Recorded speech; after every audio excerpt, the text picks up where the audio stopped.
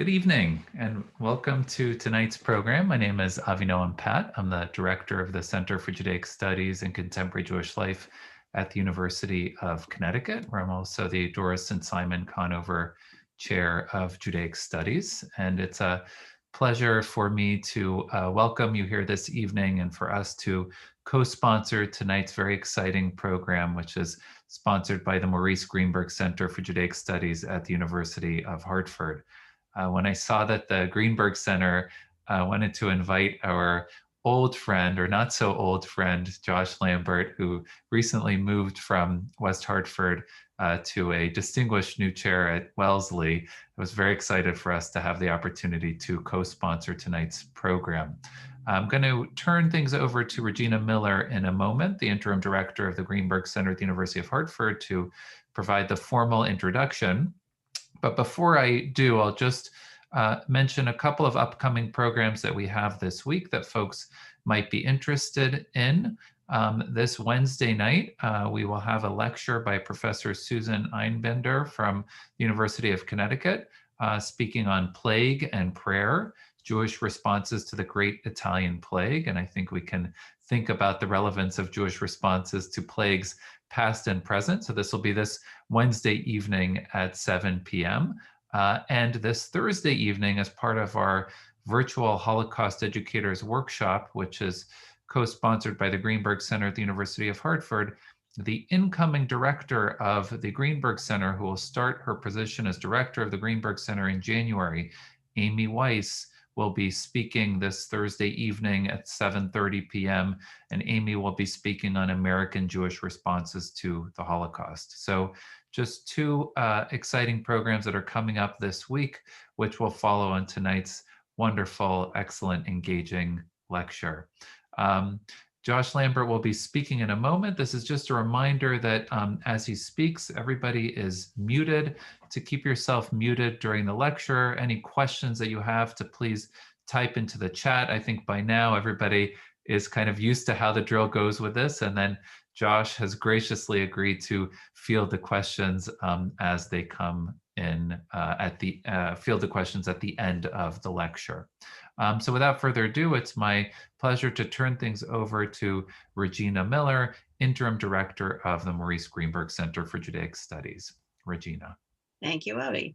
Good evening, everyone, and welcome.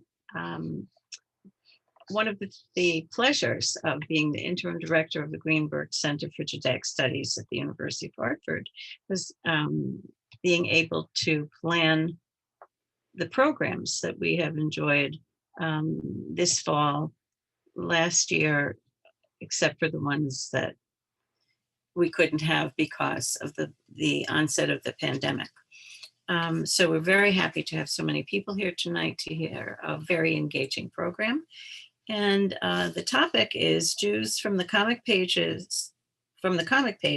the graphic novel.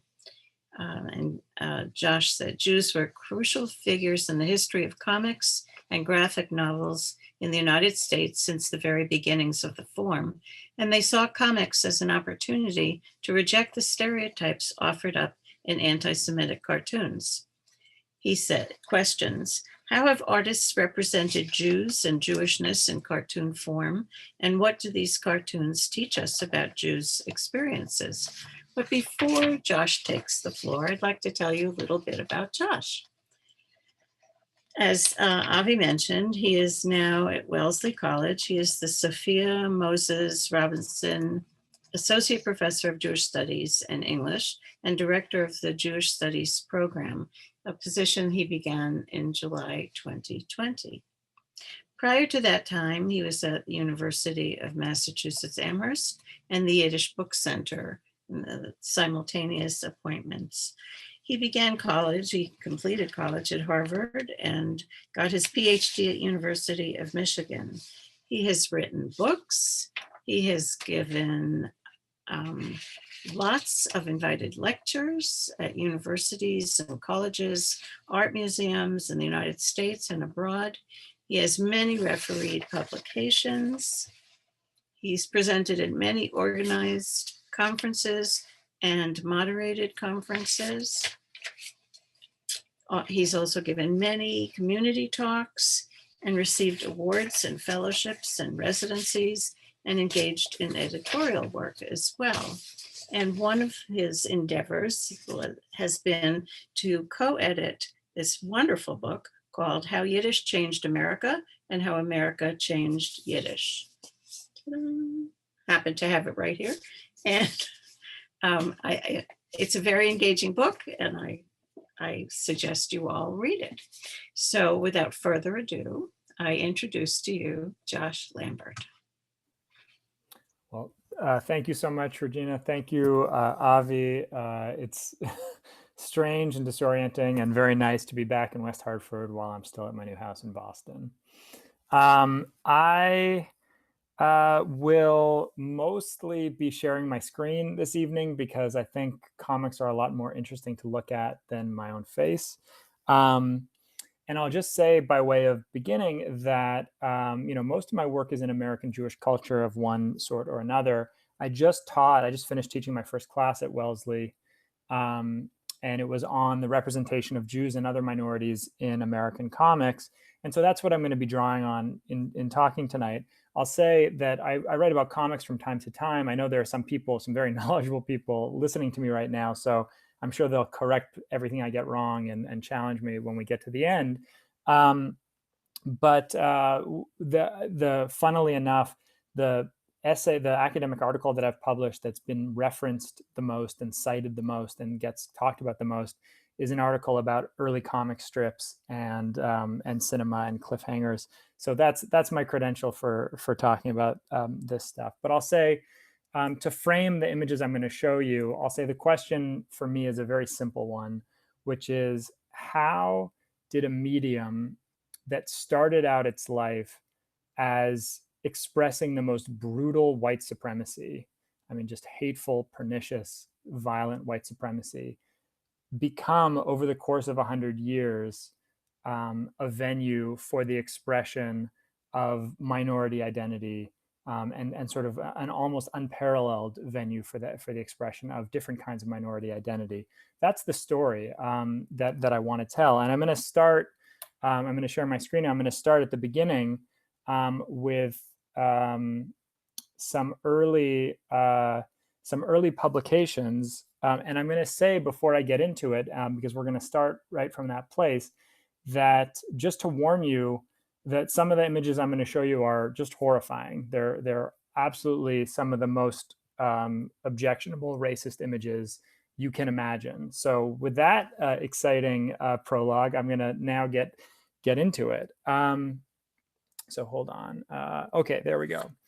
So what I pulled up on the screen is a page from one of the earliest popular humor weekly magazines in America. This one was called Judge, and this is from the July 1901, a July 1901 issue of Judge.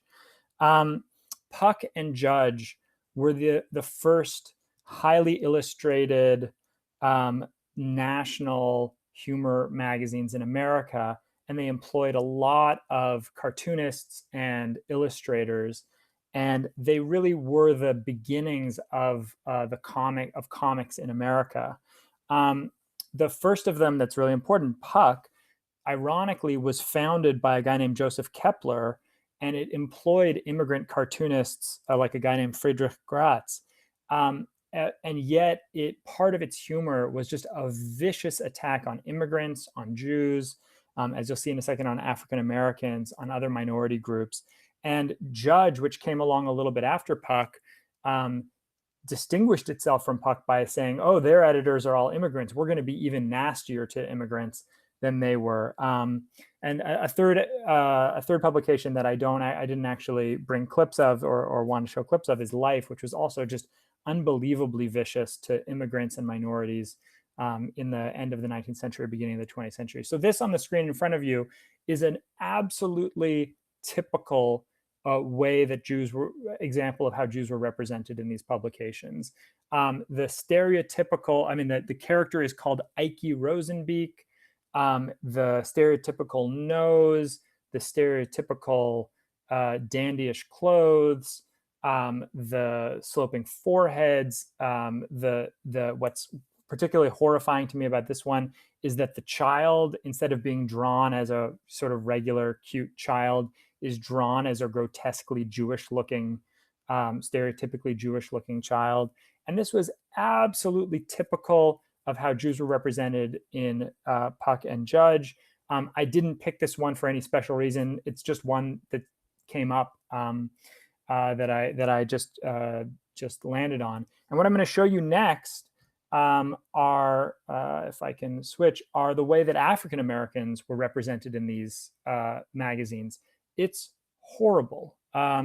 If you see the bottom one that I've shown you here, it's representing supposedly savage African tribespeople, but they're speaking in African American vernacular English, right? So it's making a full conflation of African American people and African tribes people as savages, and it's making a very stupid joke about them. But just the way that they're drawn is absolutely the convention of blackface minstrelsy. It's horrifying to see, and it's not that these humor magazines just sort of disappeared. The people who went on to create newspaper comic strips and build up comics in America, many of them came directly from and drew, illustrated for, and worked for these magazines. So there's a direct line between Puck and Judge and what we get into in newspaper comic strips at the end of the 19th century and beginning of the 20th century. So that's when I say we start at a place of like absolute rank white supremacy. I think that if you have any questions that America has white supremacy in its foundations, I implore you to go online and read Puck and Judge. Every page is filled with just absolutely hateful representations of Jews, Asians, people from African-American backgrounds, indigenous people, any minority group you can think of, just drawn in hateful and dehumanizing ways. Those magazines, by the way, became popular because of advances of printing technology. So it became cheaper and easier to print in color and to print graphics, and also changes in mailing that made it possible to have publications that would be fully national. And this is a moment of the flourishing of American mass culture. The only other thing I want to say about Puck and Judge before I move on to some newspaper comics is that as horrible as they are to look at, we also have some evidence that the members of minority groups actually enjoyed them to some degree. Not all of them. Some people were very upset by them. But they, in the same way that sometimes there's humor or comedy that's in-group comedy that people within a group laugh at, but that gets sort of embarrassing or seems hateful if it gets outside of it. Some of the people who were the targets of this humor didn't seem to mind it too much. And that's very strange to think about, but it's part of the story of what was happening with these magazines. What happened, though, is, of course, when Jews drew representations of Jews for Jewish audiences, they drew Jews in a totally different way, right? Not in the way of sort of stereotypical Jewish appearances, but in many different ways and with a wide variety. Particularly, you can get a sense of how Jews represented other Jews for Jewish audiences in comics by looking at the Yiddish comics of a guy named Sam Zagat, who was born in 1887 in a small village in Lithuania, came to America in 1893, and around 1912 started to contribute comic strips to one of the major American Yiddish papers. And he has some amazing and lovely comics that I just absolutely adore. I'll show you a zoomed in image of this one. This is Gimple Bainish, who is a matchmaker character who gets into sort of funny situations of trying to set people up on dates or in marriages. That was one of his most famous characters. And you get a sense of this character that he's very cute and sweet. He might have some features that would speak to, a stereotypical Jewish appearance, but sort of made into a very cartoon and soft and sort of charming form. Here's another character that Sam Zagat created called Chana Pessels. and I'll give you a zoomed in figure. He's a kind of henpecked husband whose wife sort of pushes him around. And you see there too, this is, you know, a way of representing a Jewish person that maybe if you look at this, there's no real way of telling that he's Jewish. You know, he's a cartoon man. I don't know, seems Jewish enough, not particularly Jewish. Another example, my absolute favorite Yiddish comic strip of all time is this comic strip. If you can read Hebrew letters, even if you don't know Yiddish, you can maybe read the title. It's called Abi's Moving Pictures. And the idea of this comic strip Sam Zagat drew was that every week, Abi and Izzy, his friend, go to the movies.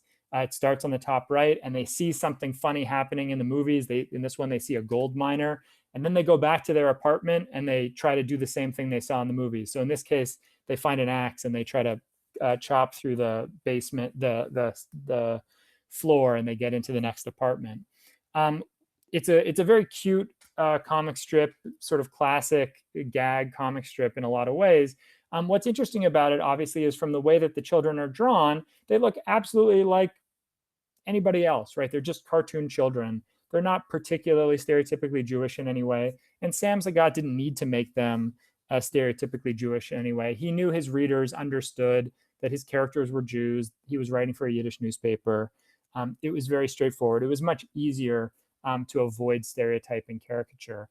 And by way of comparison, I want to show you quickly a comic strip I looked at with my students this past term.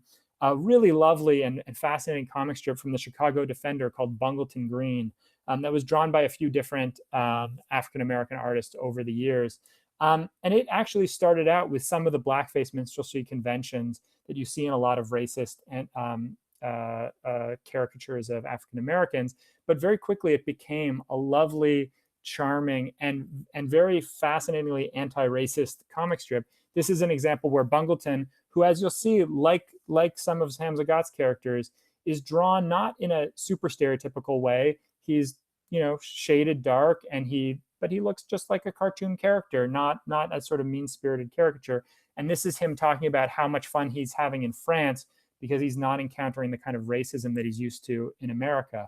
So it's a comic that really dealt with racism in an amazing way. So that's what happened when minority groups had the opportunity to draw themselves for people from their minority group, right? Like this only appeared in African American newspapers, just like Sam Zagat's comics only appeared in Yiddish newspapers. But when people were drawing for mainstream newspapers, for popular newspapers, for broad publics, things looked a little bit different. And that's what I'm going to talk about next. As you can imagine, mainstream newspapers were aimed at broad publics and largely immigrant publics, right? If the newspapers were published in big cities, their readership had tons of recent immigrants, and they were trying to reach a lot of people. And you see a lot of representations of immigrants in those newspapers. So you really, I mean, American comic strips begin with a strip called The Yellow Kid by Richard Occult in the 1890s. And that's a sort of Irish street urchin who lives in a very mixed, sort of racially mixed neighborhood. But you can also see examples like Rudolph Dirk's Katzenjammer Kids, which is about Germans and German immigrants, and George McManus's classic Bringing Up Father, which is about Irish Americans. And those are comic strips produced for mainstream audiences by immigrants themselves. George McManus, who did Bringing Up Father, was an Irish immigrant, or his parents had immigrated. Rudolph Dirk came by himself, himself immigrated from Germany. And those are, they're not perfect strips in any way, but they represent, they're sort of warm representations of immigrant experience. And in that context, the most interesting and most well-distributed Jewish comic was Harry Hirschfield's Abi the Agent, which I have up on the screen in front of you. This is a comic strip that started in 1914 and ran till 1940 for almost 3 decades. And it was done by Harry Hirschfield, who by the time this started in 1914 was already a super successful comic strip creator. He had a daily strip on the first daily comics page in the world, which was the New York Journal's daily comics page. He created A.B. the Agent in 1914 out of a specific desire to get away from stereotype and to create a sort of a warm and more sort of more comfortable picture of Jews in America.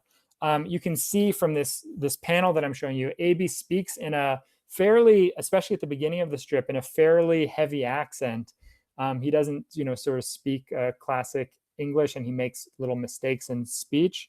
But Hirschfield's goal was absolutely explicitly to fight against stereotypes. He told a women's club in Chicago in 1916, that he wanted A.B. to be, quote, a clean-cut, well-dressed specimen of Jewish humor, and not at all like the other contemporary cartoons that were not complimentary to the Jewish people and not justified. So A.B., even though he is clearly marked as Jewish, he's wealthy. You can see his wife or girlfriend is a sort of fancy lady. He's wearing evening clothes. This is a strip in which he goes to the opera, and he says he likes ragtime better, but still he's going to the opera. He's a well-off, successful guy, and he sells cars. That's his thing, which is kind of a new technology still in 1914. He at times is pretty stereotypical in his representation, although over the years he becomes much, much less sort of Jewishly marked. But this is a panel from 1917 that could be from The Merchant of Venice, where he's using Yiddish. He's saying "Oy vez mir," and he's saying "Where is my money?" So it's a very strikingly Jewish representation of A.B. But the other thing I want to say is that even though Hirschfeld was really self-conscious about stereotypes and caricatured representations of Jews, he himself, like many Jewish creators who came after him, was not at all sensitive to the representation of African Americans. So this is in the first year of A.B. cartoons. You get the exact kind of minstrelsy conventions in the depiction of African Americans who's are pushing A.B. and his buddy around on some sort of wheelchair type things. They're drawn in a hateful and stereotypical way. And the truth is that it's a sad fact that African Americans didn't get many opportunities to draw comics for mainstream American newspapers unless they were passing for white, like George Harriman, who created the absolutely classic comic strip Crazy Cat. But for the most part, we don't get African American self-representation in American comic strips until much, much later. So that's the comic strip world. So that things were getting better for the representation of minorities, especially as minorities were involved. But there was still some sort of sense of tension around how you represent a Jew for a mainstream American audience. I want to skip ahead in history to something that is familiar to everyone because it's one of the great contributions of American culture to world culture, and superheroes. The superhero comic really gets off the ground in 1938, 1939, and then absolutely booms in World War II. And as I'm sure you all know, as is talked about a lot, and we have an author of a book about it in the audience here, I know, Jews were very highly represented among the creators of superheroes in the 1930s and then through the 1950s and 60s when superheroes came back. The thing I want to emphasize is that these Jewish young men, and they were almost all men, were not necessarily all thrilled about making comic books. Siegel and Schuster wanted to make newspaper comics, and they were failing, and they sort of made a comic book as a second, as their second choice.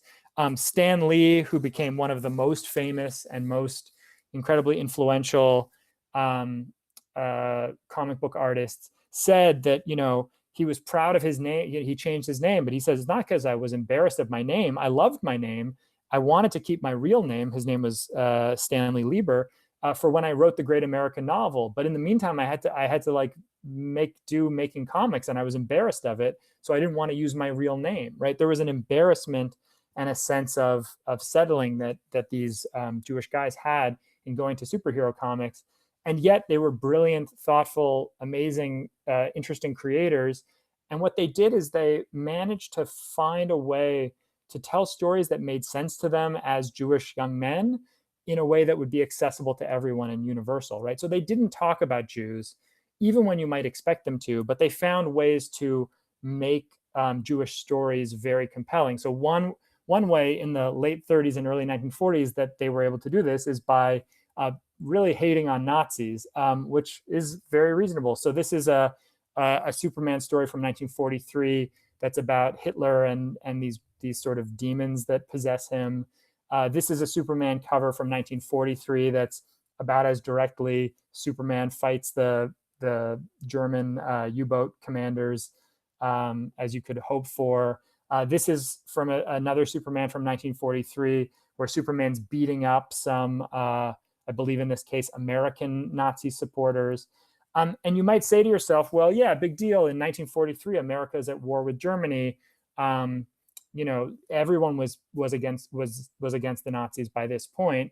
I always like to show students and to point out this particular strip that Siegel and Schuster did in 1940. So keep in mind, before America enters the war, when there's still a real debate in America about whether or not to intervene. And here Superman flies off to pick up Hitler and pick up Stalin and put an end to the war. And I always am struck by the fact that what Superman says to Hitler is that he'd like to land a strictly non-Aryan sock on your jaw, right? So Superman is saying that he's not Aryan, despite the fact that Superman is this model of strength and Übermenschlichkeit. The point I want to make about superheroes is that they really didn't foreground Jewishness in any particular way, and it took a really long time before that happened in mainstream comic books and superhero comics. At the same time, this is just an example of The Spirit was an incredible strip by Will Eisner that also has been read as, containing a sort of covert kind of Jewishness in it, but it also contained really hurtful and still very painful representations of African Americans that are dehumanizing and uncomfortable. I want to mention that in the 50s, one of the companies that was doing the most interesting things with comics was the son of one of the original pioneers of American comic books, Max Gaines. His son, Bill Gaines, had a company called EC Comics that did some incredible comics that did foreground Jewishness and racial justice in some examples. So this is from one of the great classic comics of all time, Master Race, which is about a Holocaust survivor and a Holocaust perpetrator meeting up on the New York subway, I think New York subways. And it's quite a striking and amazing comic. This is from another story from a really beloved and famous EC comic called Judgment Day, which is about Jim Crow and American racism. And it includes a very heartfelt attack on American racism. And of course, the most famous way that EC Comics and that company brought Jewishness into what it did was with all the Yiddishism in Mad Magazine and Mad Comics, which are familiar, I'm sure, to many of you. And here you get the use of the word Verschlugener, which becomes part of American discourse through Mad. Of course, EC was one of the companies that was hit hardest by the crackdown on comics in the 1950s that accused comics of causing juvenile delinquency and ruining kids' lives and such things. And this was like a thing that the Senate got involved in. And in the end, comics publishers created a self-regulatory code, the Comics Code, that really tamped down on any kind of discussion of serious social and, I mean, not, there was still room to do some things, but it really did hurt EC Comics in a very direct way. And it seemed to have disincentivized comics creators for a long time from really thinking about ethnic identity and racial identity.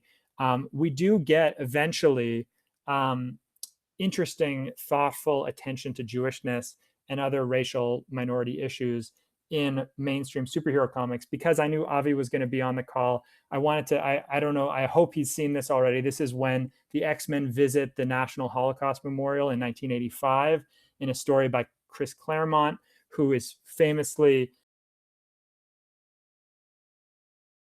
to his the mutants of X-Men and bring that into the conversation. But honestly, that even in the early Chris Claremont stories, it's not that explicit. And it's not until much, much more recently that we get very explicit markings of Jewishness in superhero comics. So these are two great examples of The Thing in a story from 2006, having a kind of bar mitzvah, and of Kitty Pryde talking about herself as a Jewish person, as a mutant in an X-Men comic from 2013. So that's been happening in the last 10, 15, 20 years. But really, it took a long time before mainstream superhero comics figured out a way to think about Jewishness in a serious way. The way that Jewishness really became integrated, according to in my sense of things, was through a different pathway. What happened was that after the Comics Code was created in the 50s, one of the reactions that we saw in the that happened in the 1960s with the counterculture and with drug culture was what we call underground comics. Most famously, the most famous creator of which is R. Crumb, who's Dale Steinberger, the Jewish cowgirl I put in front of you. Now, if you're charmed by looking at Dale Steinberger, the Jewish cowgirl, let me warn you that the comic that follows is deeply pornographic, violent, hateful, full of taboo racism, all sorts of insanity. Crumb was, first of all, dropping acid, and that was a big inspiration to him in creating his comics. He was on LSD. And second of all, he was really invested in the artistic project of breaking taboos, of saying, if you're going to create a comics code that's going to say we can't, deal with difficult subjects, I'm going to do the exact opposite and break every taboo and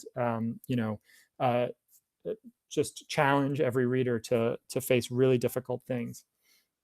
In a certain way, I don't think it's Crumb particularly who inspired a turn in the history of comics, but other underground comics artists.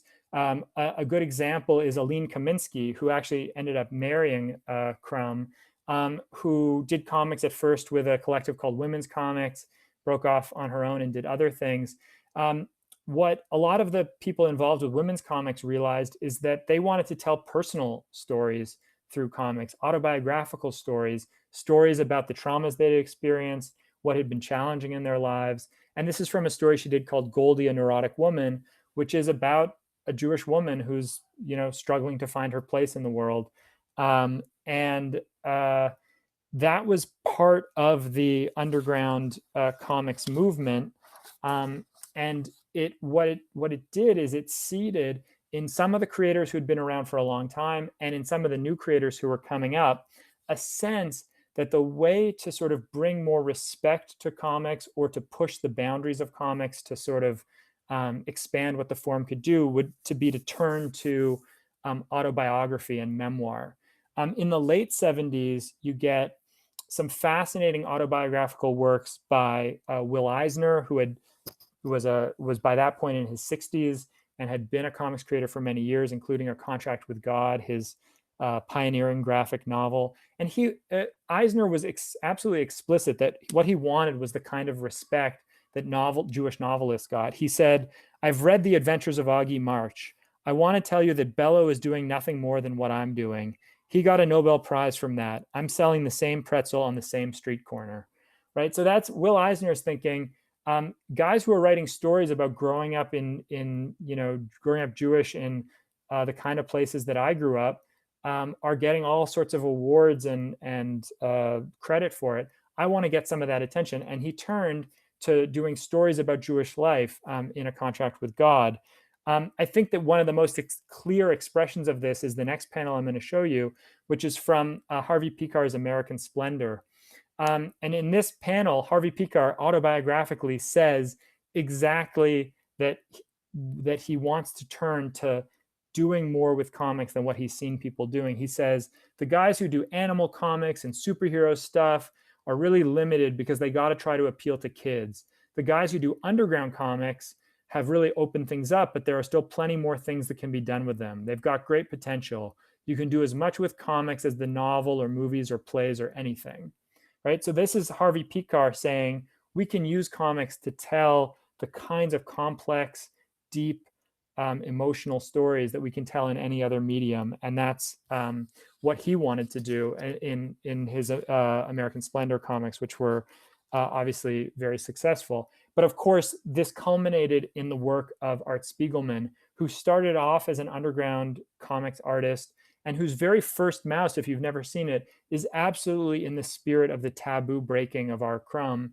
It's about shoving in people's faces how strange it is to see cats and mice as Nazis and Jews. But as the project developed and as he developed as an artist, what he realized was he could do this project of Mouse in a way that was absolutely faithful to his father's experience as a Holocaust survivor, that was absolutely careful about its representation of history, at the same time as it engaged with some of the complexity of the history of the form. And what I really want to point out is that people who might know about Mouse might not realize that the inspiration for Mouse that Spiegelman recounts to us is that he was shown a film, he was in a lecture, and he came to understand how much blackface minstrelsy played into the conventions of early cartooning, how much racism was at the basis of American cartooning and comics. And he thought, aha, I have this great idea. I'm gonna do a strip for an underground comic where cats are gonna be white supremacists and the mice are gonna be African Americans, and it'll be a satire on race relations in America. And then he realized, as he puts it in this comic, that he knows bupkis about being Black in America. So he turned to his family's experience and made Mouse as an attempt to sort of address and deal with the racism of the comics and cartooning medium, but do it in a way that was, more serious and more sort of more fruitful. The last, and I just picked a little bit from Mouse itself, where you see Spiegelman is particularly thoughtful about the representations of African Americans and about the way that his father was, even though he was a Holocaust survivor, was still quite racist against Black people in America. And this is clearly on Spiegelman's mind in Mouse itself and in the genesis of the project. The last slides I'll go through very, very quickly, and then we can have some questions and discussion. The point is that what Spiegelman did is he made comics a medium for telling personal stories, crucially world historically important stories, and honestly testimonial stories. Right, his father's story of experience in World War II is a testimony, and he shows the ability of comics to not only contain that, but to make it accessible to many people and to be very thoughtful about its own sort of representational dynamics. And that opens up so much in the history of comics, and it inspires so many people. And you can see the direct influence of Spiegelman on someone like Alison Bechdel, who makes comics about what it is to be queer and a lesbian, and in many Jewish artists who are writing about Jewishness in all sorts of historical and creative and innovative ways. So I just picked some of my favorites from the 2000s and the last 20 years. James Sturm, who's the Golem's Mighty Swing, is this incredible fantasia of Jewishness in America that's very surprising and strange. Judd Winnick's Caper was a sort of very fun and fast-moving comic about Yiddish-speaking gangsters murdering each other in turn-of-the-century San Francisco. Sarah Glidden's How to Understand Israel in 60 Days or Less, which is a memoir of going on birthright by an American Jewish woman who feels alienated to some degree from Israeli culture and trying to figure out her place in Jewish life.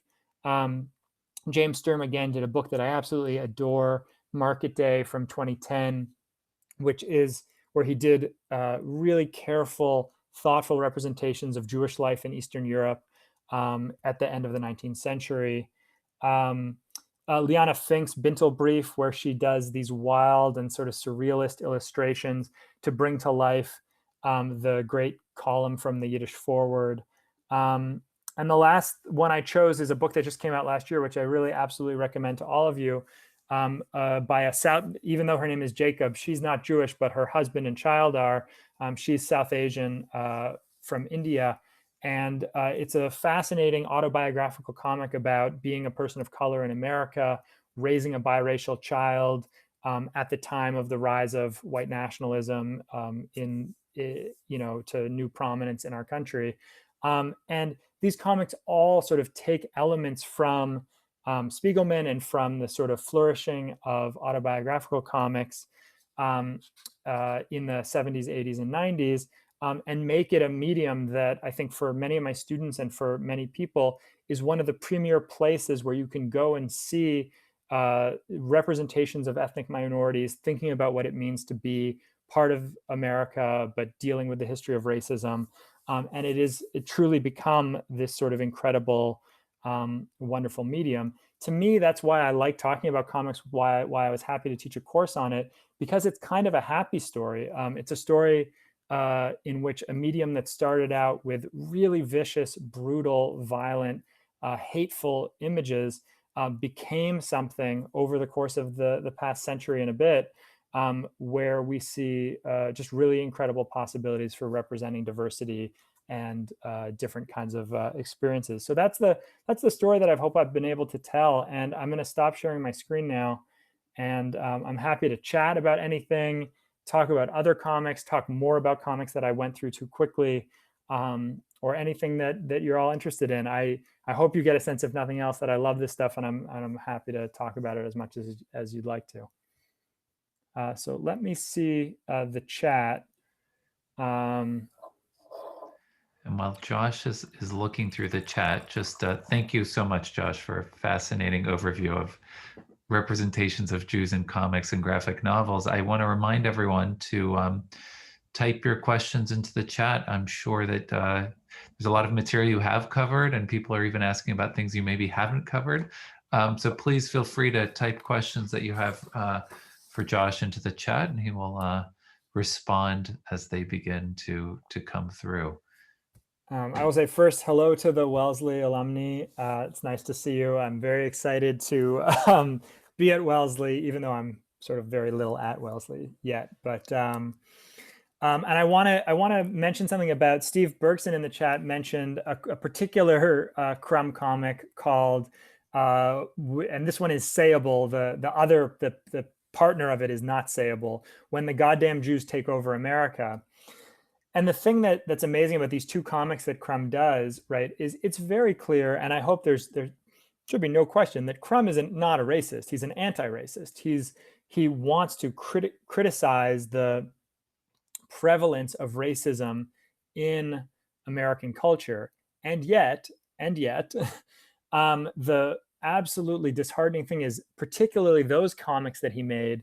When the Goddamn Jews Take Over America, it's like a parody of the nightmarish fantasies that white supremacists have of like what'll happen when Jews finally succeed in their nefarious plot to take over America. And it's a satire. And yet that comic was reprinted with absolutely no sense of humor by white nationalist publications, right? Because of the way that these images travel and can get distorted. So there's something very, very powerful about images and very tricky about them, that when you draw hateful pictures of Jews or African American people, it's very, very easy for them to get used for purposes that are other than what you would think. I'm so glad to see so many alumni. It's really lovely. Thank you so much for being here. David Greenfield asked, have I read the Israeli comics of Rutu Modan or Etgar Keret?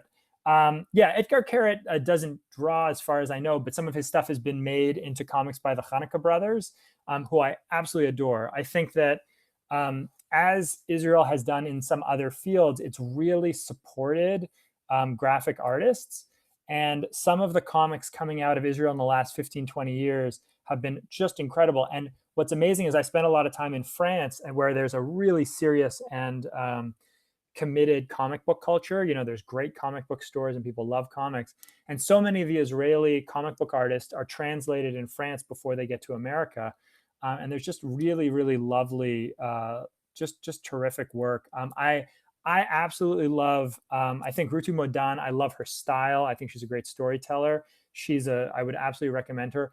I also just adore Asaf Chanukah, who does comics as called The Realist, which I think are amazing. But I can recommend actually others. There's a brother-sister team called the Selectars that had a lovely, lovely graphic novel about growing up on a moshav that's just pensive and thoughtful and beautiful. Came about 10 years ago, maybe. It's just really, really wonderful. In terms of, someone said, where can you find these comics? I mean, you can't, I'm happy to, I think some people are answering some questions in the chat, and I'm happy to send some links.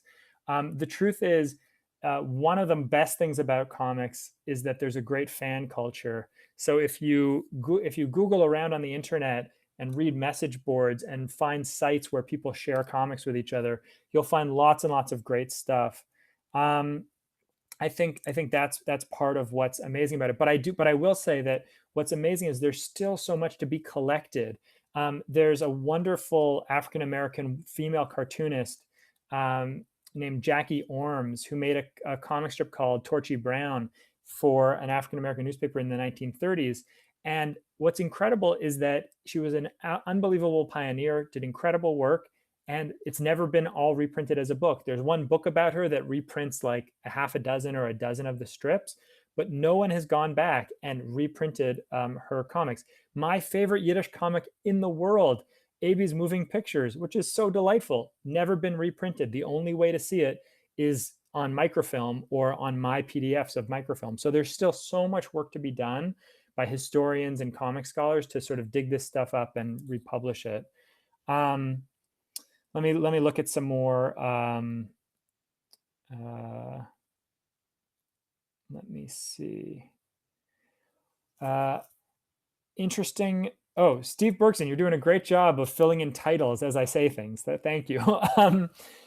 Christopher Bradley asked an interesting question. What role did Jewish comic creators have in promoting anti-racism? My sense is that it was a mixed bag, as Jews were in most areas of American media. That some Jews were very sensitive and thoughtful about it, and some Jews were less so. With my students this past term, we read together some of the early Luke Cage stories. Luke Cage was a character created by Stan Lee and his crew at Marvel in the late 60s. And it seems both like pretty late that they got the idea that like, hey, maybe we should have an African-American superhero. And at the same time, fairly well-intentioned, trying to be humanizing in its portraits of African-Americans. So, I mean, I think that there's lots more to say about what Jewish comics creators could and couldn't do. I don't think, as far as I know, and maybe someone who's here can correct me, but I don't know a lot of examples of like, Will Eisner had his own studio, Eisner and Iger. Many of these other Jewish comic creators had studios, had editorial control over what they did. And I don't know that any of them broke the color line, integrated in the way that happened, let's say, in American jazz, that some pioneering Jewish jazz museums integrated their bands. So there's not necessarily, I don't know that I see like great heroic strides by Jewish comic creators in anti-racism, but I think it was like everything else. Jews were people in America. They had some better and some worse accomplishments. Let me see what else. Can you talk about the fact that the originators of Superman did not realize any wealth from their creation? It's one of those tragic stories, and I imagine some people know it, right? That Siegel and Schuster created this character who, whatever you think of him, is one of the great creations of modern culture, right? Superman exists, is known throughout the world, has sold billions of things, of comics, of merchandise, of movies, of radio shows, and amazingly, because of the fight between the creators and the publishers, and also honestly because the creators just at the very beginning didn't realize how much value there was in this property they were creating. Danny Fingeroth, who's here, could probably say better than I could. But I imagine if you told these guys that their creations would be billion-dollar movies, like every billion-dollar movie of the last 10 years is a superhero movie. If you told them that they would be, the most valuable intellectual property in the world, I imagine they could, probably they wouldn't have been able to imagine it. And Danny just mentioned in the chat very reasonably, if you didn't see that Black Panther, which they created in the 60s too, was forthrightly, in a sense, anti-racist, was attempting to redress the absence of African American heroes. But I mean, I'll say that with my students, we found some interesting stuff this semester that is just bizarre. In the 40s, there was a minor superhero character who appeared alongside the Flash in Flash comic books called the Whip, who was a sort of rich, aristocratic white East Coaster who transformed into a Hispanic like bandit to fight crime with like a very heavy Mexican accent. And it is both sort of a comic that seems to try to lift up the voices of indigenous people and Latino people in the Southwest, and also just like absolutely bizarre in how it went about it. There's all sorts of very, very strange sort of relics of that superhero era. Someone asked, what do you think about Jewish single panel like Roz Chast? I mean, Roz Chast is a single panel cartoonist also. I mean, her, I hope people know her graphic novel, Can't We Talk About Something More Pleasant, about her parents getting older and that challenge in their family life. Just a really wonderful, incredible graphic novel. Yeah, there were lots of Jews also in sort of on the other side of in different, on all sorts of different angles of cartooning and comics. Most of those New Yorker comics artists, my sense is there were plenty of interesting and influential Jewish ones through the 30s, 40s, 50s, 60s, 70s. I think there wasn't a ton of explicit Jewish material in there, and you get a little bit more of that in New Yorker cartoons into the 80s, 90s, 2000s, when sort of Spiegelman's wife is involved in editing, and Bob Mankoff is the editor there, and there's all sorts of opening to and interest in representations of Jewishness. But yeah, people I could have talked about also from that earlier period who sort of prefigure in some ways Jewish one-panel cartoonists are people like Milt Gross, who did hilarious, strange Yiddishy comic satires, and of course, famously Rube Goldberg, who did these amazing, strange one-panel cartoons. Let me see what else. Interesting. Avi just asked how I would categorize animated shows like Big Mouth or BoJack Horseman. I mean, it's a related history, but a slightly separate history of what happened with Jewishness in American animation. I just watched with my students in the new class I'm teaching a bunch of early Fleischer Brother cartoons. Does anybody remember? Do you remember those early Betty Boop cartoons?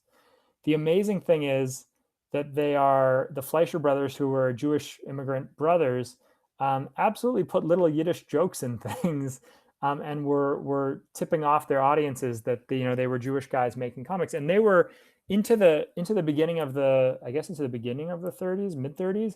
They were absolutely neck and neck with Disney as the major animation studio, and it was really only after their cartoons were so weird and strange, and after the film, the Hays Code came in Hollywood and made it impossible for them to do their crazy surrealist stuff, that the Fleischer brothers lost out. But I think that the degree to which Bugs Bunny is basically a Jewish voice, right? Like Mel Blanc is doing a Jewish voice. There's a history of a kind of Jewishness that runs through American cartooning. And then I think by the time you get to the 90s, right, there's by the 90s and 2000s, The Simpsons that we grew up on and beyond, there's a sense of course you can talk about Jewishness, and there's a sense of embarrassment, not even embarrassment, but sort of laughing at the degree to which earlier creators couldn't talk about it or were cautious about talking about Jewishness, right? To the creators of the Simpsons, there's no reason not to, make Krusty the Clown's family Jewish, or to sort of involve Jewishness in it. And in something like BoJack or Big Mouth, right? It just feels like, or tons of other recent animated shows, it would feel silly to be too cautious about, or to be nervous about representing characters in comic form. And certainly because of the positioning of Jews in American culture right now, there's no reason to be, that people mostly have felt that there's no reason to be afraid of, depicting Jews in all their humanity as, full characters who might do silly things or weird things or strange things. I feel like I'm talking a whole lot, and it's partly because I'm just reading the chat and not saying anything else. But I see a few other comments coming in. How do you explain the fact that cartoons prompted censorship and laws against them? It's so fascinating, but it's really the truth is that it's such a classic story in American culture, right? The reason that comic books became the subject of Senate subcommittees and regulation by the government was that they were popular.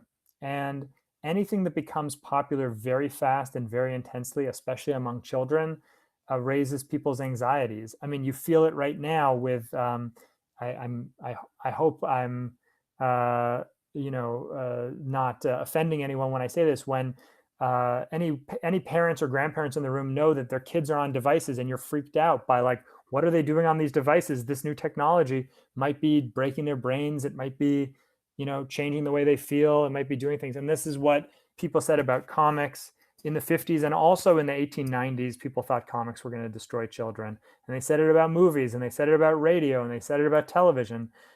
So there's, that I think is a very classic story. I'm so glad to see all the love for Mad. I particularly, I grew up on Mad magazine, and I loved it and I enjoyed it, but I love those Mad comics. I mean, when you read the first couple of years of Harvey Kurtzman's Mad comics, they are just amazing and beautiful. The draftsmanship is incredible. The jokes are hilarious. And truly, I mean, people talk about, there's this stereotype of the 50s as this buttoned up or staid or conformist era in American culture. But you watch Your Show of Shows and watch what Sid Caesar was doing. You read Mad magazine, and you feel like it was an absolutely golden age of satirical comedy in America. Just an amazing period, and so fabulous. Josh, I feel like we've put you through the ringer here. This is an endurance test for you, both doing the lecture and then doing the Q&A by yourself. So, but really, really incredible.